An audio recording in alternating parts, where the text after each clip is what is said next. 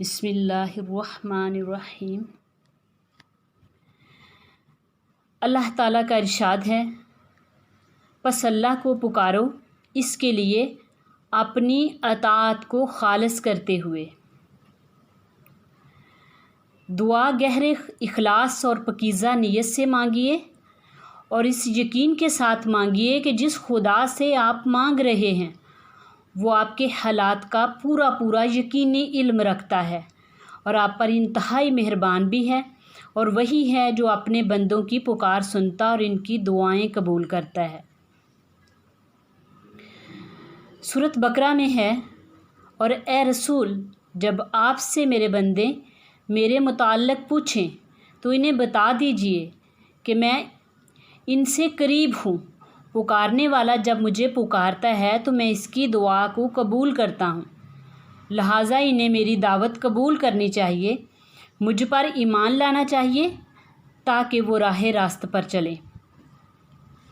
سامعین، دعا پوری توجہ، یکسوئی اور حضور قلب سے مانگیے اور خدا سے اچھی امید رکھیے۔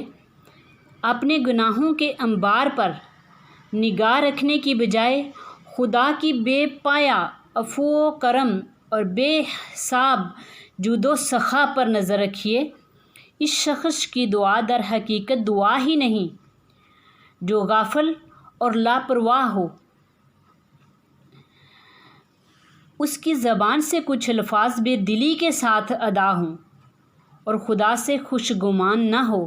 حدیث میں ہے، اپنی دعاؤں کے قبول ہونے کا یقین رکھتے ہوئے حضور قلب سے دعا کیجیے، خدا ایسی دعا کو قبول نہیں کرتا جو غافل اور بے پرواہ دل سے نکلی ہو۔ دعا انتہائی عاجزی اور خشوع خضوع کے ساتھ مانگیے۔ خشوع اور خضوع سے مراد یہ ہے کہ آپ کا دل خدا کے رعب، عظمت، جلال سے لرز رہا ہو اور جسم کی ظاہری حالت پر بھی خدا کا خوف پوری طرح ظاہر ہو، سر اور آنکھیں جھکی ہوئی ہوں، آواز پست ہو، اعضاء ڈھیلے پڑے ہوئے ہوں، آنکھیں نم ہوں، اور تمام آپ کا جو انداز ہے اور اطوار ہیں ان سے مسکینی اور بے کسی ظاہر ہو رہی ہو۔ نبی کریم صلی اللہ علیہ وآلہ وسلم نے ایک شخص کو دیکھا کہ وہ نماز کے دوران اپنی داڑھی کے بالوں سے کھیل رہا ہے، تو آپ نے فرمایا اگر اس کے دل میں خشوع ہوتا تو اس کے جسم پر بھی خشوع طاری ہوتا۔ دراصل دعا مانگتے وقت آدمی کو اس تصور سے لرزنا چاہیے کہ میں ایک فقیر، ایک بے نوا مسکین ہوں، اگر خدا نخواستہ میں اس در سے ٹھکرا دیا گیا تو میرے لیے کہیں کوئی ٹھکانہ نہیں، میرے پاس اپنا کچھ نہیں، جو کچھ ملا ہے خدا ہی سے ملا ہے، اور اگر خدا نہ دے تو دنیا میں کوئی دوسرا نہیں ہے جو مجھے کچھ دے سکے۔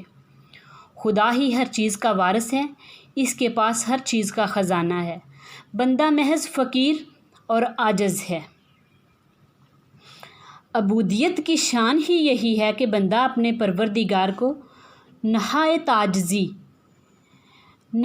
عاجزی اور انکسار کے ساتھ گڑ گڑا کر پکارے اور اس کا دل و دماغ، جذبات اور احساسات اور سارے اعضاء اس کے حضور جھکے ہوئے ہوں اور اس کے ظاہر و باطن میں پوری کیفیت سے فریاد ٹپک رہی ہو۔ دعا چپ کے دھیمی آواز سے مانگیے، خدا کے حضور گڑ گڑائیے، لیکن اس گریہ زاری کی نمائش ہرگز نہ کیجیے۔ بندے کی عاجزی، انکساری اور فریاد صرف خدا کے سامنے ہونی چاہیے۔ بلا شبہ بعض اوقات دعا زور سے بھی کر سکتے ہیں، لیکن یا تو تنہائی میں ایسا کیجیے یا پھر اجتماعی دعا جب کرا رہے ہوں تو اس وقت بلند آواز سے دعا کیجیے تاکہ دوسرے لوگ آمین کہیں۔ عام حالات میں خاموشی کے ساتھ پست آواز میں دعا کیجیے اور اس بات کا اہتمام کیجیے کہ دعا کرتے وقت آپ کی آنکھیں تر ہوں۔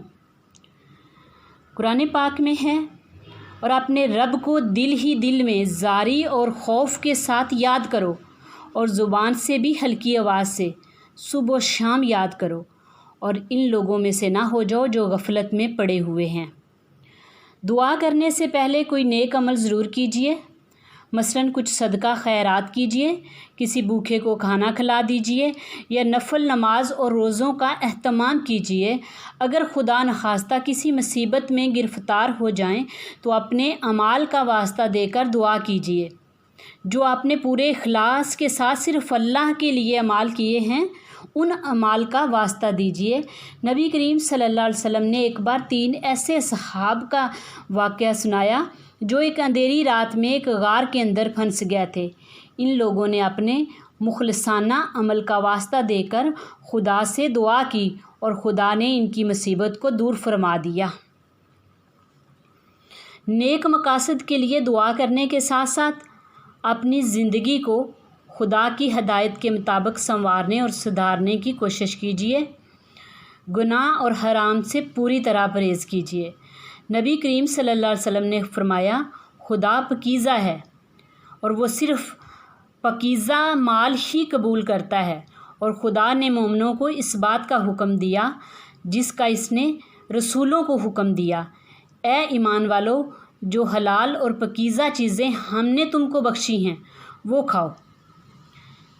پھر آپ صلی اللہ علیہ وسلم نے ایک ایسے شخص کا ذکر کیا جو لمبی مسافت طے کر کے مقدس مقام پر حاضری دیتا ہے، غبار میں اٹا ہوا ہے، گردآلود ہے اور اپنے دونوں ہاتھ آسمان کی طرف پھیلا کر کہتا ہے، اے میرے رب، اے میرے رب، حالانکہ اس کا کھانا حرام ہے، اس کا پینا حرام ہے، اس کا لباس حرام ہے اور حرام ہی سے اس کے جسم کی نشوونما ہوئی ہے، تو ایسے نافرمان شخص کی دعا کیسے قبول ہو سکتی ہے؟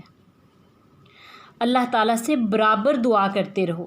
خدا کے حضور اپنی عاجزی کا اظہار کیجیے، اور عبودیت کا اظہار خود ایک عبادت ہے۔ حضرت لیث بن سعد کہتے ہیں، مجھے یہ بات پہنچی کہ حضرت زید بن حارثہ نے اپنا واقعہ اس طرح سنایا کہ میں نے طائف میں ایک آدمی سے کرائے پر خچر لیا۔ کرائے پر دینے والے نے شرط لگائی کہ وہ راستے میں جس منزل پر چاہے گا مجھے ٹھہرائے گا۔ وہ مجھے ایک ویرانے کی طرف لے کر چل پڑا اور وہاں پہنچ کر اس نے کہا، یہاں اتر جاؤ۔ میں وہاں اتر گیا، دیکھا کہ بہت سے لوگ وہاں قتل ہوئے پڑے ہیں۔ جب وہ مجھے قتل کرنے لگا تو میں نے کہا، مجھے ذرا 2 رکعت نماز پڑھنے دو۔ اس نے کہا، پڑھ لو، تم سے پہلے ان لوگوں نے بھی نماز پڑھی تھی لیکن نماز سے انہیں کوئی فائدہ نہ ہوا۔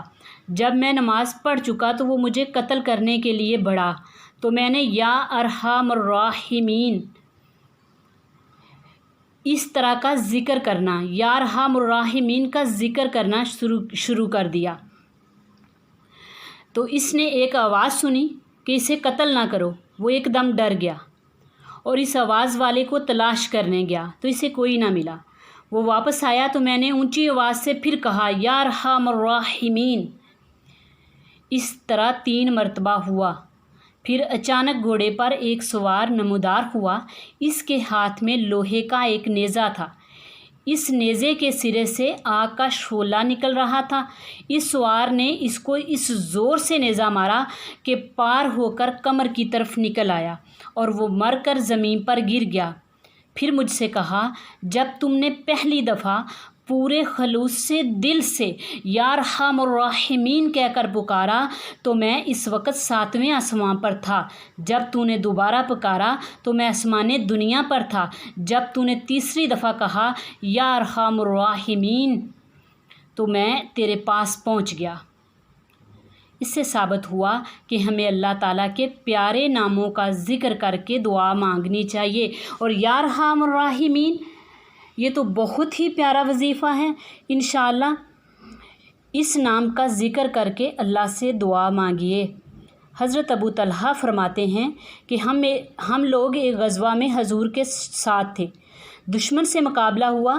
میں نے حضور کو یہ دعا کرتے ہوئے سنا، یا مالک یوم الدین ایاک نعبد و ایاک نستعین، اے روز جزا کے مالک، ہم تیری ہی عبادت کرتے ہیں اور تجھ ہی سے مدد مانگتے ہیں۔ میں نے دیکھا کہ دشمن کے آدمی گرتے چلے جا رہے ہیں اور فرشتے انہیں آگے سے پیچھے مار رہے ہیں۔